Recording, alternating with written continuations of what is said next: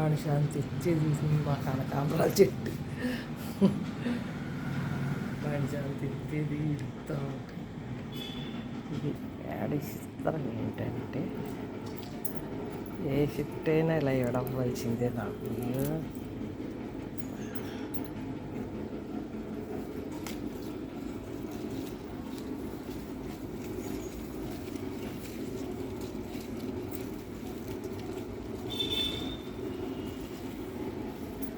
Shift ఇవ్వవలసింది అన్నట్టు బట్టి వేళ మంద తక్కువ వేడిసింది అంట.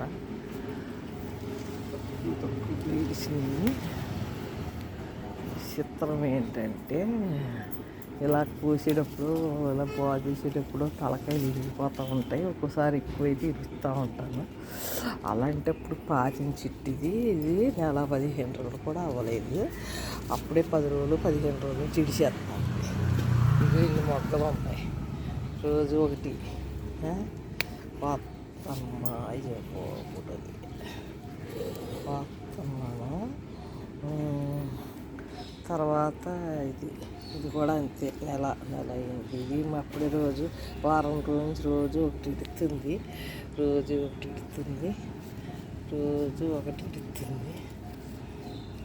ఒకటి కడిగి ఇడుస్తుంది. అది అంత చెట్లు చిన్న చెట్లు అలా ఇడుతున్నాయా. ఇంకోటి విచిత్రమైన మాట చెప్పాలి.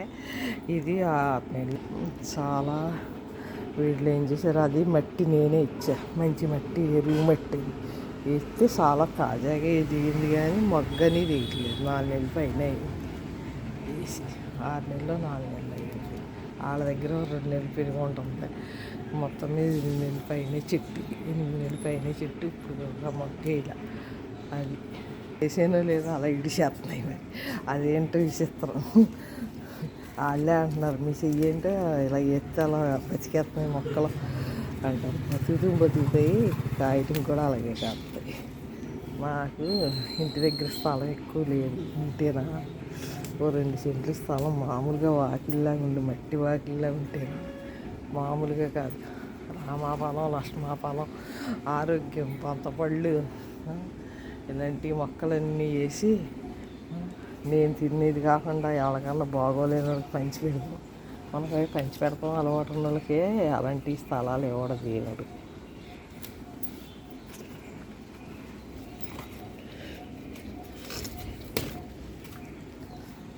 అదండి మా స్టోరీ. ఇగో ఎక్కడ పడితే అక్కడ వస్తాయి. బంగారు పూలు, సువర్ణమంతర పుష్పం, గులాబీ కట్టి తీసుకెళ్ళి సేవకి కుప్పు వండుకోవచ్చు.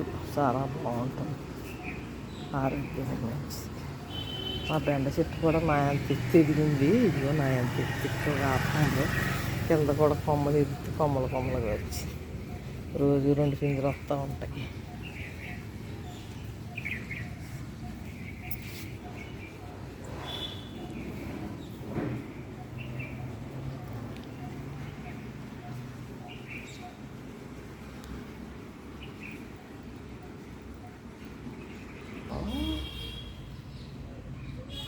మాల కడుతుంది. చిన్న మాల అవుతుంది.